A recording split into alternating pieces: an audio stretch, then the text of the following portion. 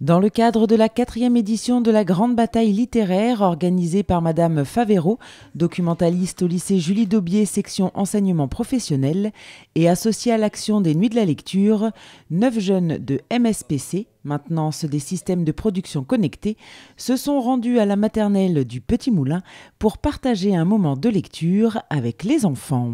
Cette fois, ils avaient raison. Henri fit un rot, puis il rit à nouveau.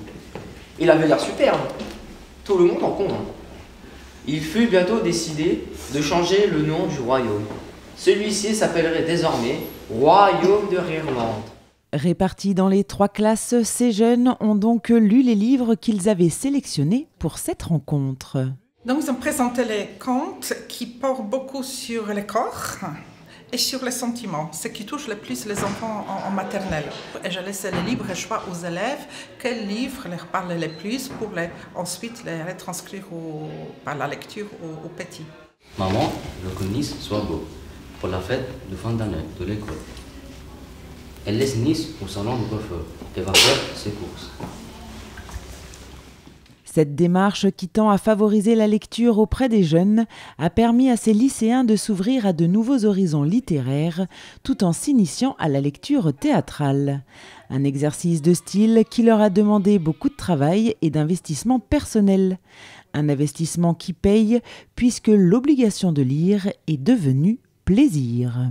Déjà pour commencer, nous avons pris les contacts avec l'association, la compagnie théâtrale Archivie, qui est venue 2 fois 2 heures pour les initier donc, à la lecture plus ou moins théâtrale. Donc travailler sur la respiration, la lecture, les sentiments, l'expression, etc. Ils lisent dans les contextes de notre concours de bataille littéraire, sont plus ou moins obligés de lire, mais finalement l'obligation s'est transformée en plaisir, parce qu'ils continuent.